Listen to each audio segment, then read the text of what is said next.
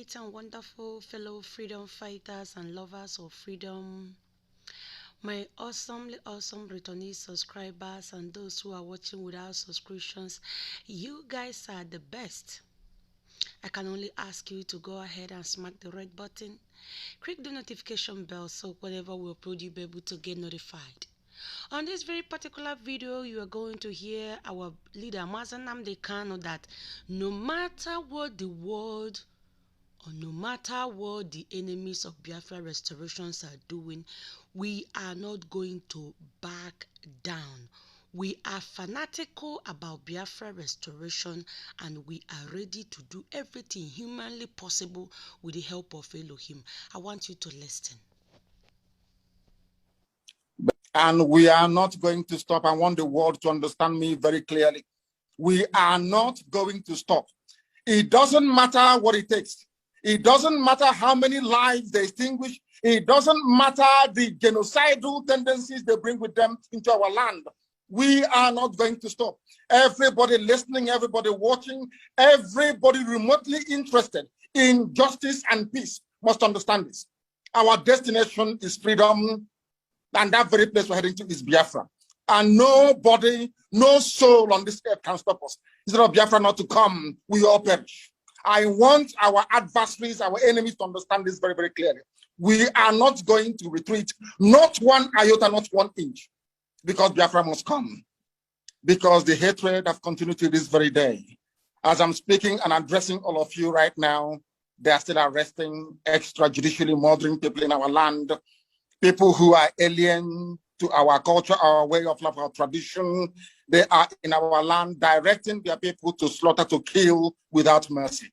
Unfortunately, those we regard as political leaders have connived with these people to ensure the decimation of their own population. That is the type of nonsense we can no longer condone. As you all know, there is no significant Fulani presence in our land because our fathers taught us how to fight. And we are doing so today without apologies to any idiot. We're not going to apologize because we have been apologizing for nearly 50 years. And we have not gotten anywhere in terms of our collective advancement and development in the damnable zoological republic called Nigeria.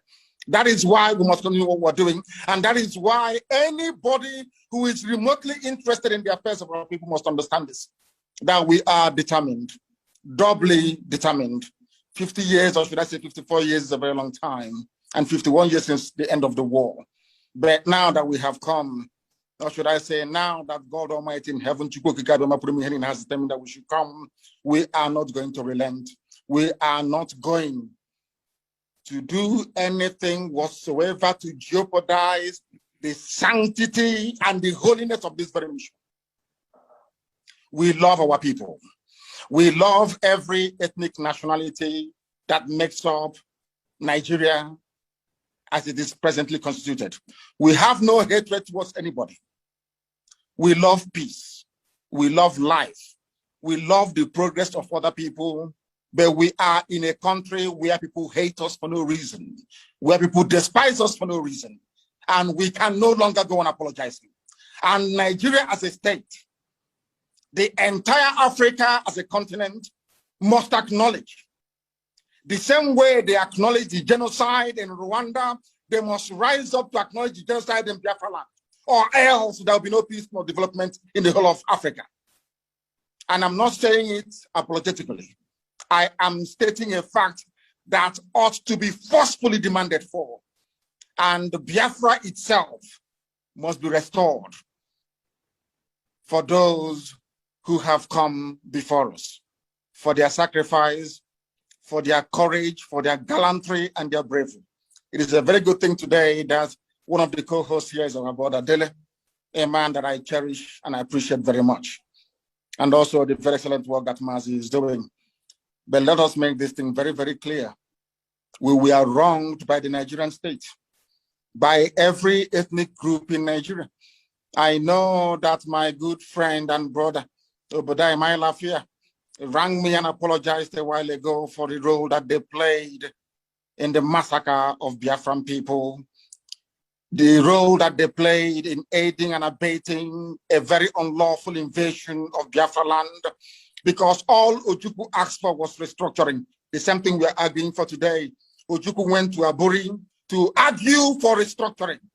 Ojukwu did not go to Aburi to declare any state of Biafra. He never went to Aburi to declare any war. Ojukwu went to Aburi so that all of us in Nigeria, including those from the Middle Belt, from the West, everywhere can have freedom. There's something we're asking for today. They twisted the narratives. They changed our history. They turned it upside down. They made us the villain. They tried to demonize our general, a man of peace, that went to Aburi in Accra to go and in Ghana to go and negotiate for peace. A peace that Britain prevailed upon Gowon not to implement. But over the years, we've been taught that we are the aggressors.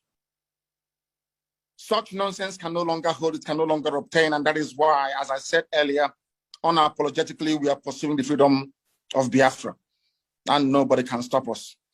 Anybody on our path is going to fall, is going to die.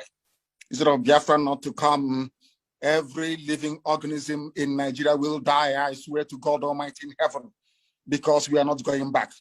It is a good thing today that some notable Nigerians are on this very platform discussing what transpired 54 years ago. Most have tweeted to say, may it not happen again. The only way to ensure that this will not happen again is the existence of a free, sovereign Biafran nation. That is the only panacea, nothing more, nothing less. Before we came here, Ladipo Market was on fire. These vandals and vagabonds are in our land, killing people relentlessly. As I'm talking to you right now, they headed some people from Enugu to God knows where, maybe to go and kill them. And you have governors, you have political leaders, you have those who aspire to high office. They are all there. Nobody's talking, nobody's speaking, because they have a lot to benefit and to gain by us being fulani slaves. Something that can no longer continue. Something we are not prepared to tolerate. That was something I said rather very fortuitously very many years ago. I said during one of my broadcasts on Radio Biafra that for Nigerians to understand that God is upset with them, that every tribe in Nigeria, every ethnic group in Nigeria will experience what we passed through during the Biafran War, that they too will also become refugees. And today, there are IDP camps everywhere. People that thought they were safe before now are fleeing their homes. There's something that happened to us between 1967 and 1970. And that is why our appreciation and our thanks for those men and women that fought to keep us safe can never, ever, ever be overestimated. We will continue to appreciate them. We shall continue to honor them. And I thank all of, those who are non-Biafrans. I understand that some people who are Biafrans came on this very platform and trying to play the script of their masters. That same divide and rule by saying there is something called Southeast and South-South. All bunkum. I have said it many times on many forums, on many platforms, that everybody in the East, we are all one people. I don't understand why people are hung up about this divide and rule of Gowon. It was Gowon that created Cross River State. Gowon created River State. Not because he loves the people of the South, not at all, but because he wanted to divide us. And we must rise up. We must rise up to the game of these people and say no to them. Now that Yoruba and Igbo are one, do you see them trying to play that game anymore? Now that Biafra and Oduduwa are one and inseparable, bonded together in one, do you see them playing their stupid games? I don't know why some people will come and say they're from Nigeria, they're from South-South, in order to perpetuate that very division, which the Fulanis have cleverly exploited over very many decades and many years. I don't know when we are going to learn. And the sooner we learn, the better for us. I thank all of you once again. And this very effort to recognize the genocide against Biafrans continues until United Nations and the whole world rise up to this very challenge and acknowledge that a great deal of injustice was done to Biafrans. Tomorrow is our sit at home. complete and utter lockdown everywhere. And as I said earlier, I do commend the governors for coming out and saying that civil servants should not come or should not turn up to work tomorrow. It's a very good thing. We must all be bound together in order to ensure that Nigeria, first of all, takes the blame for what they did. And secondly, that the whole world will rise up to the obligation to the oppressed people and do the very right thing. Once again, I thank you all.